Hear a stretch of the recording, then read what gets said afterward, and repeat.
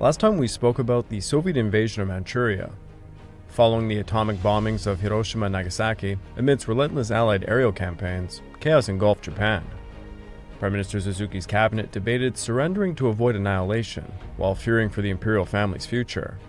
Meanwhile, the Soviet Union launched an unexpected invasion of Manchuria, rapidly advancing and catching Japanese forces off guard. As negotiations unfolded, a group of military conspirators led by Major Hatanaka attempted a coup to halt the surrender, believing that they could rally support. They seized the imperial palace, but they failed to find the emperor's recorded surrender speech amidst the chaos. In a decisive moment, Emperor Hirohito accepted the Potsdam Declaration, stipulating the emperor's continuation, thus sealing Japan's fate. That same day, the world learned of Japan's capitulation, marking the end of the Pacific War. The once powerful nation now lay in ruins, yet the emperor's decision bore the weight of a nation saved from further destruction, embodying a fragile hope for a future amidst the horrors of war. This episode is the battles for South Sakhalin and the Kurile Islands.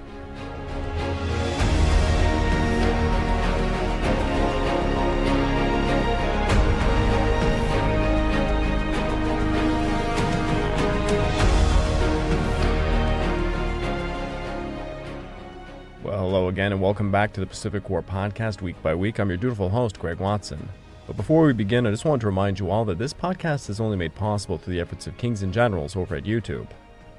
Perhaps you want to learn a bit more about World War II? Kings and Generals has an assortment of episodes on World War II and so much more, so give them a look over at YouTube. So please subscribe to Kings and Generals over at YouTube. You can help produce this content by checking out www.patreon.com/kingsandgenerals. Hey, don't forget about our sister podcasts over at the Eastern Front Week by Week podcast and the Fall and Rise of China podcast, both written and narrated by me. And hey, after all that, if you're still hungry for some more history, why don't you check out my personal channel, the Pacific War channel found over at YouTube, and Echoes of War found on major podcasts. Over on YouTube, I just released a rather wacky episode covering the Fukaru, or kamikaze frogmen. This was a Japanese initiative at the very end of the war, something they hoped would help them defend the home islands. If you'd like to further support me, please consider checking out my YouTube membership or my Patreon account at www.patreon.com/PacificWarChannel. By joining either of these, you get access to the exclusive podcast series, which is 32 episodes and ongoing at this point, early access to all the content I make, and voting rights for the subjects I will tackle next. Now, we last left off with the Japanese Empire making a difficult decision to surrender on August 14th, amidst the turmoil of the Soviet invasion of Manchuria and South Sakhalin. The following day, this decision was announced to the world. However, in Manchuria, General Yamada's Kwangtung Army chose to continue fighting until they received a more clear ceasefire order. At this moment, several deployments unfolded. General Hongo's 44th Army was on a forced retreat towards the Shisking-Mukden line under General Ushiroku's command, leaving their 107th Division trapped behind Soviet lines.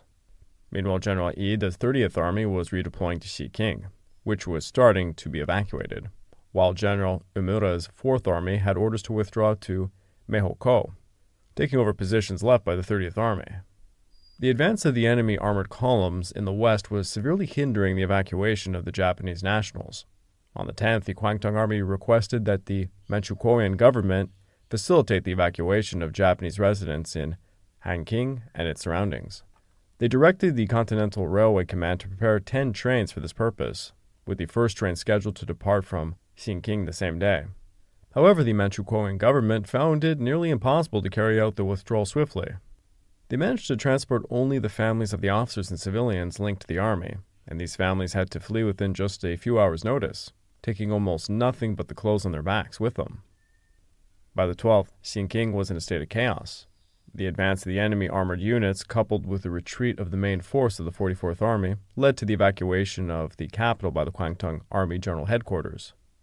This turmoil coincided with the arrival of the first refugee trains, carrying Japanese evacuees from the western border areas, causing widespread panic amongst local residents. Many hurried to the already overcrowded train station, desperate to escape the unfolding crisis. In the face of the enemy pressure, the 80th Independent Mixed Brigade and the 119th Division continued to resist assaults upon Heilar and Pukaotsu, respectively. The 123rd Division and the 135th Independent Mixed Brigade were heavily engaged in the fortified regions of Sunwu and Ahun, and the 136th Independent Mixed Brigade was directed to reinforce Tsitsiha, while the 134th Division retreated to Fangchang.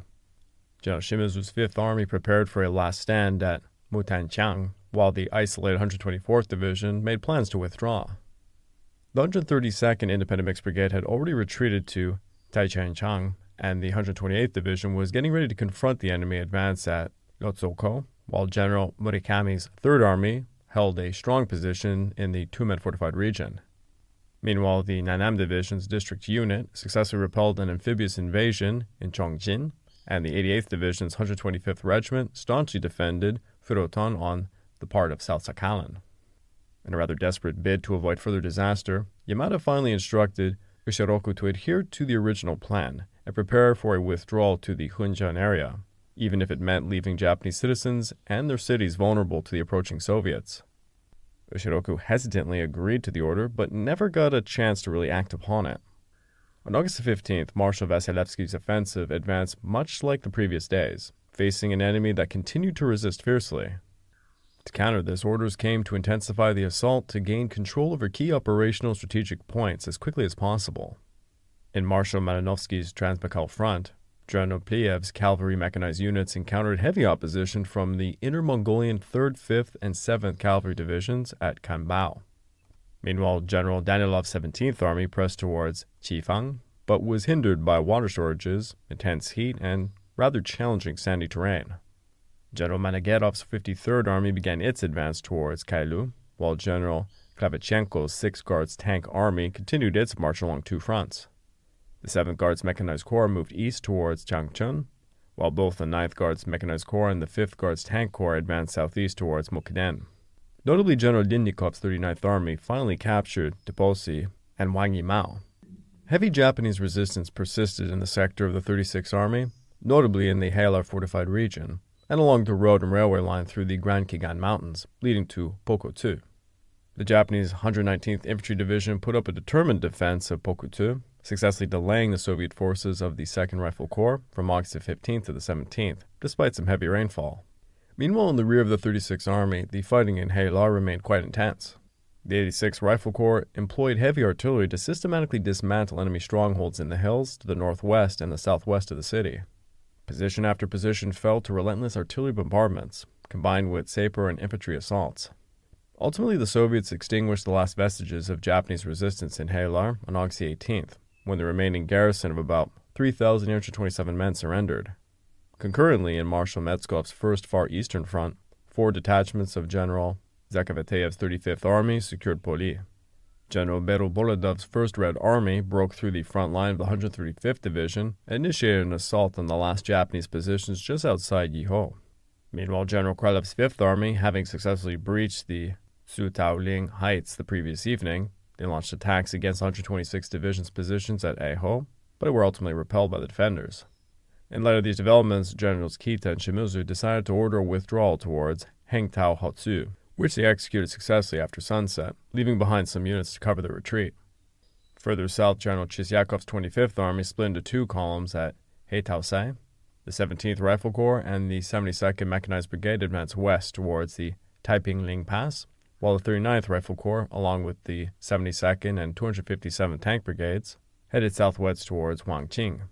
The 17th Rifle Corps effectively breached the main defenses of the Japanese 128th Division, forcing it to retreat to a second-line position southwest of Taipingling. On the morning of August 15th, enemy air activity against the Army headquarters intensified significantly. Meanwhile, the Army commander and several staff officers set out via Paitao Hotsu to inspect the defenses in the Horyong area, where the 101st Regiment was retreating from the Chonghak sector. At noon, while at the headquarters of the 127th Division at Paitao Hotsu, General Murakami and his accompanying staff listened to the Emperor's broadcast announcing the termination of the war. Opinions amongst the officers were quite divided regarding the veracity of the broadcast. After a brief discussion, they decided to continue military operations as per existing instructions until they received a formal secession order. Later that night, a formal order arrived for the 1st Area Army Headquarters, directing that all active resistance be halted, though self-defense measures were still to be implemented if necessary. Around that same time, a report came in from the 1st Mobile Brigade indicating that their positions in the Huangqing area, roughly 25 miles northeast of the Army Headquarters at Yachi, were under attack by a sizable Soviet tank force. In response, a counterattack force was hastily assembled, consisting of 2 infantry battalions from the 127th Division. They were directed to advance to Wangqing along the Yanqi-Chulongping Road to confront the enemy attacks. These battalions likely included the 3rd Battalion of the 280th Regiment and the 3rd Battalion of the 281st Regiment. Additionally, the 88th Rifle Corps took control of Hongcheng and crossed the Inaho River, where they encountered well-entrenched Japanese forces from the 112th Division. To further pressure the enemy, the 258th Rifle Division crossed the Tumen River at Honyang to attack the Japanese right flank. In General Pokayev's 2nd Far Eastern Front, General Mamanov's 15th Army continued its 2-pronged advance towards Chimasu, while General Pashkov's 5th Rifle Corps pushed towards Poli. Meanwhile, General Toyotkin's 2nd Red Banner Army assigned some elements to maintain a siege of Sunwu and Aohun, while 4 detachments bypassed these fortified regions, moving south towards Nanchang and Pian. In South Sakhalin, General Cheremezov's 16th Army faced some fierce resistance from Japanese forces around Furoton.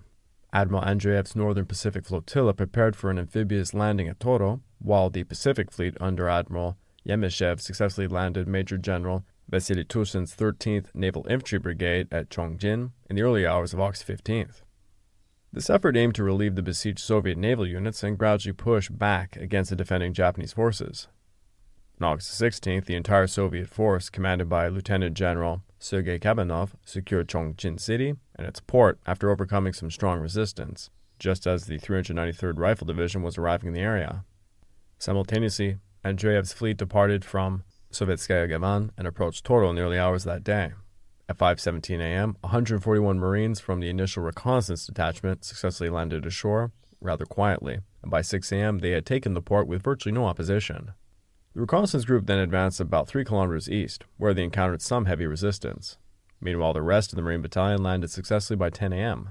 After securing Shakhtarsk at midday, the Soviet Marines began their push towards Isatoro, their main objective, while the supporting infantry battalion landed behind them. To the north, the 56th Rifle Corps managed to break through and capture Furotan, though it failed to seize the strategically significant Hapo Mountain.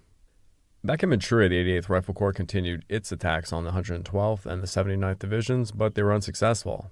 The 39th Rifle Corps column advanced towards Tumen and Yanqi, while the 17th Rifle column effectively expelled Japanese forces from the Taiping area to secure the pass.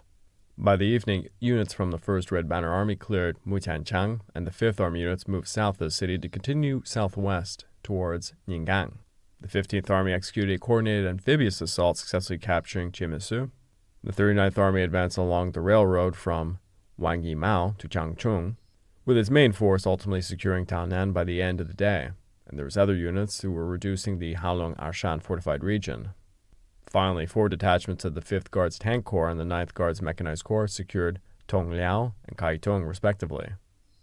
On August 17th, Prince Takeda Tsuneyoshi, on behalf of the Emperor, arrived at Xinqing to deliver the official ceasefire order. However, this did not cancel ongoing operational missions, as the order stipulated that the cessation of hostilities did not apply to unavoidable acts of self-defense during enemy attacks made before the completion of the armistice negotiations. Tokyo's orders demonstrated that Yamato was authorized to conduct on-the-spot negotiations for an armistice with the Soviets. Consequently, the Manchurian campaign continued amidst the negotiations. Pliev's Soviet-Mongolian unit successfully defeated the Inner Mongolians at Kambao.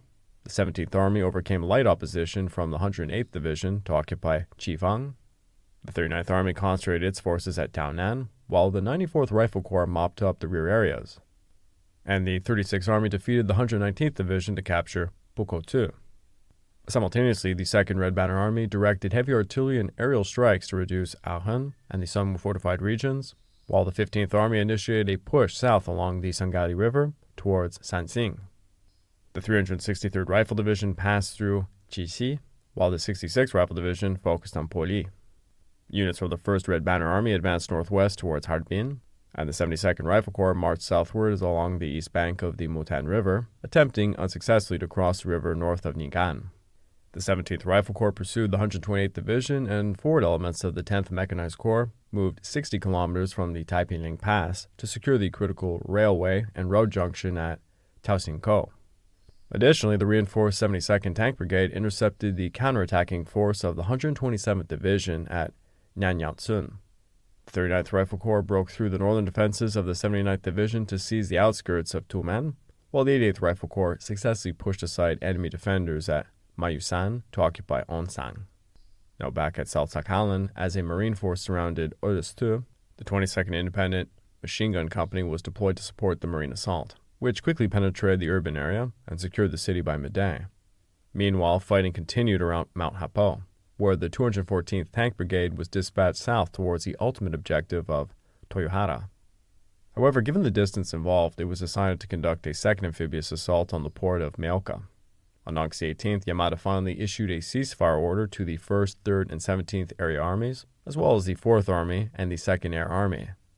His Chief of Staff, Lieutenant General Hata Hikosaburo, met with Marshal Vasilevsky in Harbin to discuss procedures for disarmament, the protection of the Japanese nationals in Manchuria, and other related matters. Meanwhile, the Kwangtung Army headquarters made extensive efforts to relay as much information as possible about the termination of hostilities and disarmament to the subordinate commands using all available communication methods. As you can imagine, these efforts were hindered by the wide dispersal of so many forces, many of which initially refused to surrender. General Higuchi's 5th Area Army received the ceasefire orders on August 17th. And although he quickly notified his units, particularly those in Sakhalin and the Kuriles, war continued in these islands for a short period as he sought to prevent a potential invasion of Hokkaido. In Sakhalin, Major Yoshio Suzuki, the Chief of Staff of the 88th Division, received Higuchi's command combat order on the afternoon of August 16th. Preparations for a ceasefire were already underway, such as the disbandment of mobilized units, the discharge of some troops, and the disposal of the regimental flags. The division had no tanks or aircraft, and certainly no anti-tank weapons or anti-aircraft weapons for that matter, that could withstand the Soviet forces. So in light of this, Suzuki quickly ordered the rearming of units and the occupation of positions in accordance with the desire of Mineki and Higuchi to prevent the fall of South Sakhalin and a possible invasion of Hokkaido. It's honestly lunacy. Civilians at this point were already voicing complaints, wondering if the military was still going to continue fighting. After the surrender of the 125th Infantry Regiment, the Japanese command in the Northern District was effectively assumed by the staff of the 88th Division stationed at Kamishikika. During the fighting on the Central Military Road, by the morning of August 17th, evacuation of the civilian population from Kamishikika had already been completed. The town was burnt to the ground by Japanese forces using scorched earth tactics, alongside a minor air raid by 20 Soviet aircraft. Kamishikika was abandoned on August 20th, marking the start of a full retreat. The construction of a defensive line involving the destruction of the Odo Bridge and the Shidori River Bridge was considered but ultimately abandoned due to the presence of evacuees. Meanwhile, in the Kuriles, a new operation was unfolding. According to Vasilevsky's orders, once operations against Manchuria and South Sakhalin were sufficiently advanced, a small force from the Kamchatka Defense Region, supported by naval units from the Petropavlovsk Naval Base, were to conduct amphibious assaults on the Kuril Islands in preparation for a future landing at the port of Rimoy or on Hokkaido's western coast. On August 15th, Truman and Stalin agreed that Japanese forces north of the 38th parallel would surrender to the Soviets, while those to the south would surrender to the Americans. Stalin's agreement surprised the Americans, as there was little chance of American forces landing on the Korean peninsula at that time. In what many scholars interpret as an attempt to achieve reciprocal generosity from Truman, Stalin proposed amending the order to include the northern half of Hokkaido and all of the Kuril Islands in the region of the surrender to the Soviet forces. This northern portion, he stated, should be demarcated by a line drawn from, quote, "from the town of Kushiro on the eastern coast to the town of Rimoy on the western coast," with both towns included in the occupational area. However, Truman only acquiesced concerning the Kuriles, honoring the pact reached at Yalta, while specifying that all the islands of mainland Japan were to surrender to General MacArthur. Nonetheless, concerned by the exclusion of the Kuriles from the original agreement, Stalin instructed Vasilevsky to organize landings to occupy the islands. This mission was assigned to Purkyev's Second Far Eastern Front and Yumashev's Pacific Fleet, which in turn designated Major General Alexei Gnechko's Kamchatka Defense Region and Captain Dmitry Ponomarov's Petropavlovsk Naval Base to execute the first landings on Shumshu and Peremishur, followed by a subsequent amphibious assault on Onikotan. These inexperienced commanders had limited time to plan for their operations, assemble the necessary commercial vessels for transportation, and hurriedly gather all the army units dispersed across Kamchatka. Ultimately, the primary unit chosen for the landings was Major General Porfirdikov's 101st Rifle Division, supplemented by a battalion of Marines. Meanwhile, Ponomarev managed to gather an invasion flotilla of 64 vessels. Although the Soviets had air supremacy, it was unreliable due to the particular climate. There was a very peculiar climate condition in the Far East and at Sakhalin. Almost every airfield had its own special microclimate. In the coastal zone, frequent outbursts of moist sea air formed a curtain of thick fog. It caused a lot of trouble. The limited firepower of Ponomarev's flotilla forced the Soviets to land on the northeast corner of Shumshu, which could be targeted by coastal guns at Cape Lopatka. Additionally, Gnechko planned a diversionary landing on the southeastern side of the island.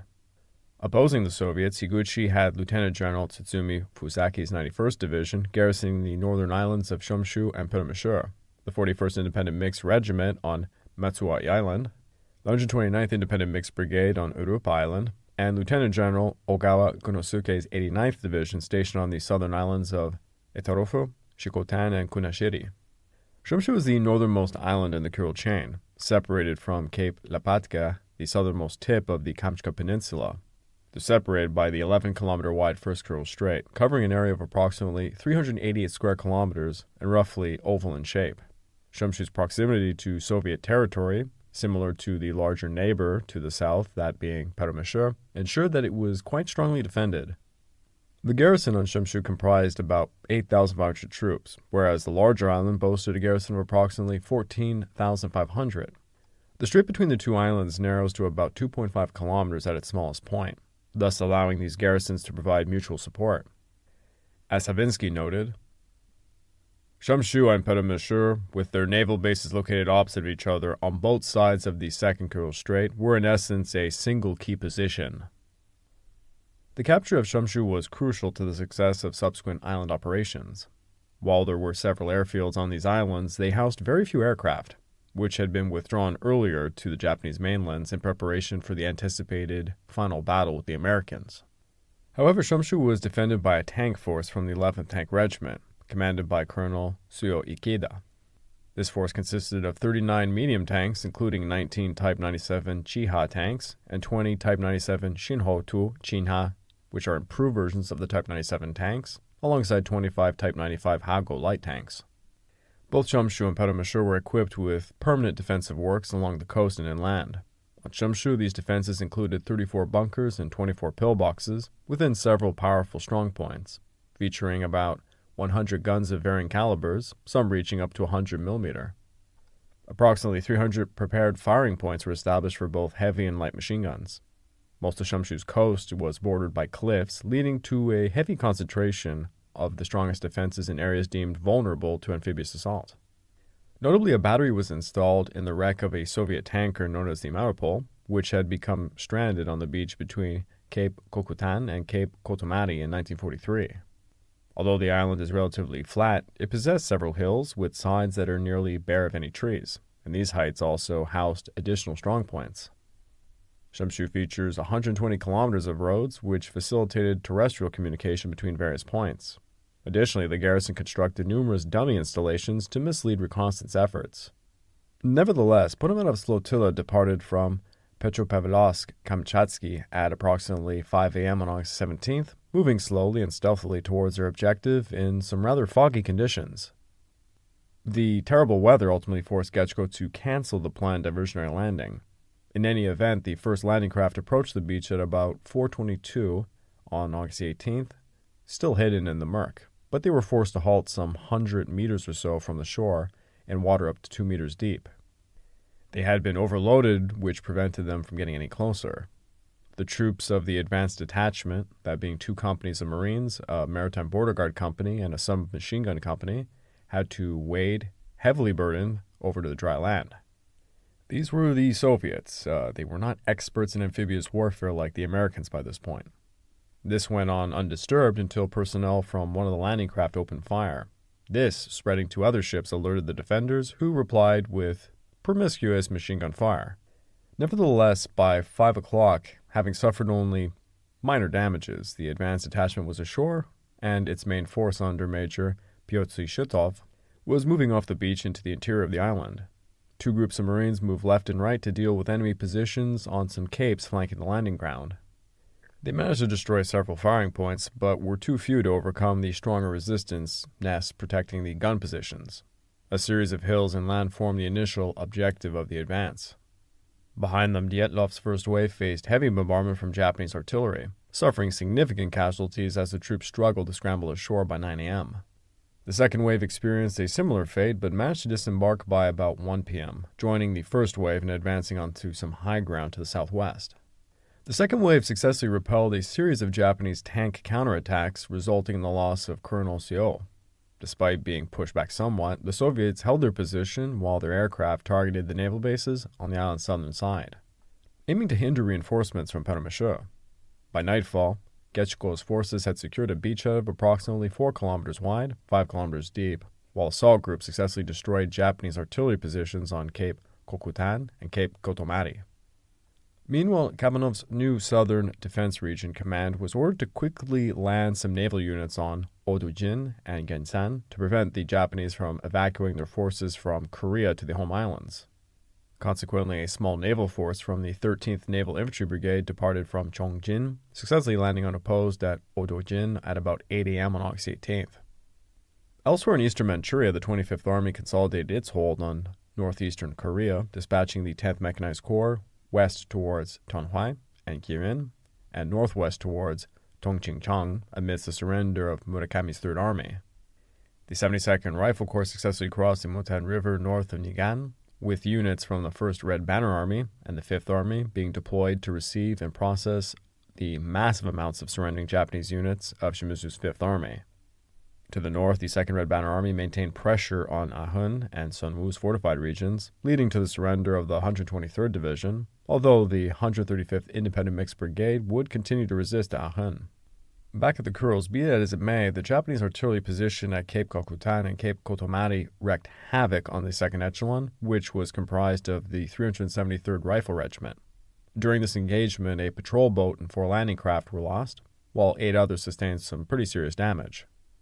Once again, Soviet troops were forced to improvise ways to reach dry land. However, this time the echelon's commander, Colonel P.A. Atuyeshev, along with his headquarters, managed to land via a torpedo boat. It took until 1 p.m. to fully disembark the 2nd Echelon, by which point its forward units had linked up with the forces advancing to some high ground to the southwest. By then, Atuyeshan had assumed command of all the forces ashore. While the number of troops was considerable, they still lacked heavy weapons, with only 4 45mm anti-tank guns having been landed. Unsurprisingly, the Japanese counterattacked as soon as possible, with the advanced forward units under Shutov bearing the brunt of the assault. In a reversal of the combat situations previously encountered throughout the war with Japan, Soviet infantry now found themselves facing several tank attacks from the Japanese. How the turntables, they say. It's an old, cringy office joke. One of the assaults was personally led by Colonel Seo Ikeda, the commander of the 11th Tank Regiment, who was reported to be waving a samurai sword and a Japanese flag from the turret, according to many accounts. Fortunately for the Soviets, these Japanese tanks were relatively, let's say, weaker compared to the T-34. To be honest, it's like Mike Tyson fighting an infant.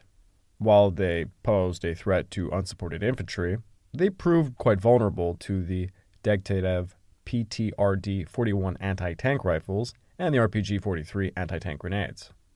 The tank-led attacks were ultimately repelled, with Colonel Seo perishing in the fighting. Despite being pushed back somewhat, the Soviets managed to withstand the onslaught. For his heroism during the challenging combat situation, in which he was wounded 3 times, Shutov was awarded the title of Hero of the Soviet Union, along with the Order of Lenin and the Golden Star Medal. Despite being somewhat pushed back, the Soviets held their ground while their aircraft targeted the naval bases on the southern side of the island to hinder reinforcements from Permesha. The weather then cleared sufficiently in the late morning, allowing Soviet airstrikes to commence that afternoon.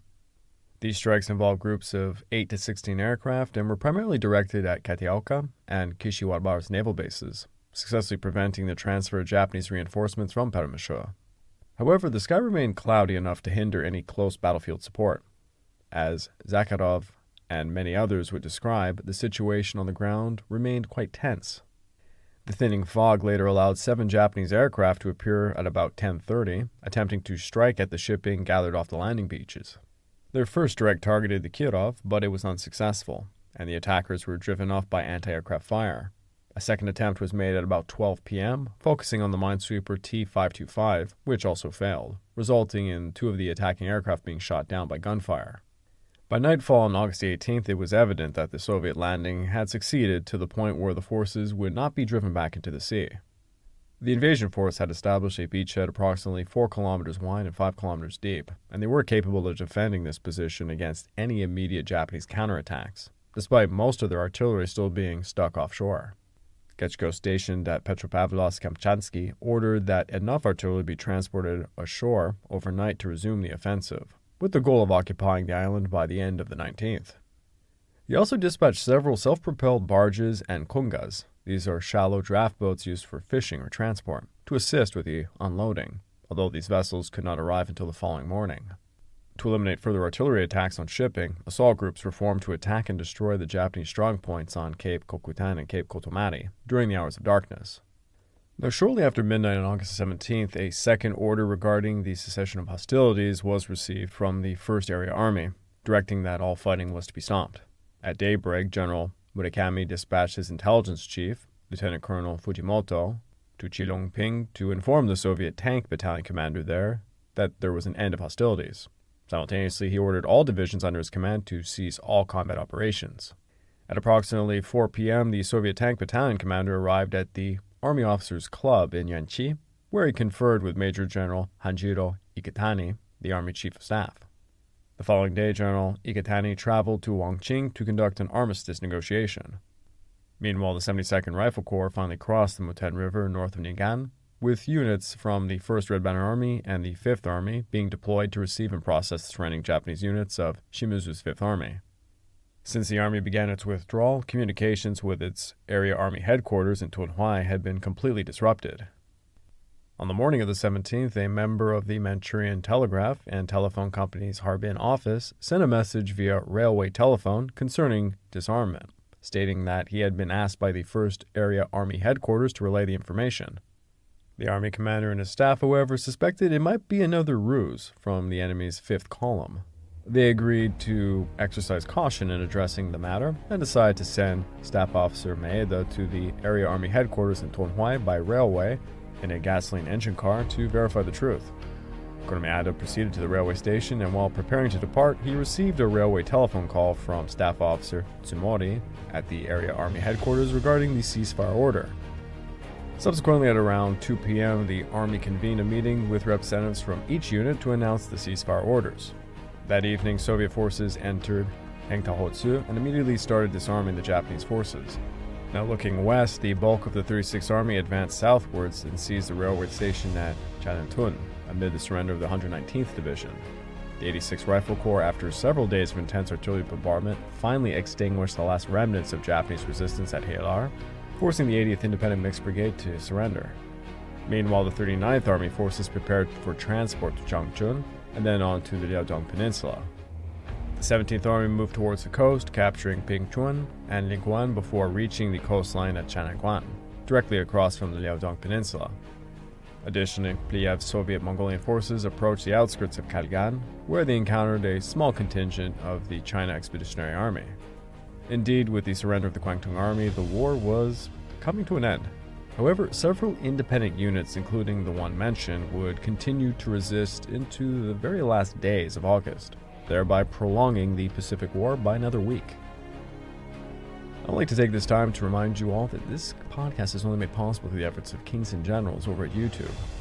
Please go subscribe to Kings and Generals over at YouTube. Continue to produce this content by checking out www.patreon.com/kingsandgenerals.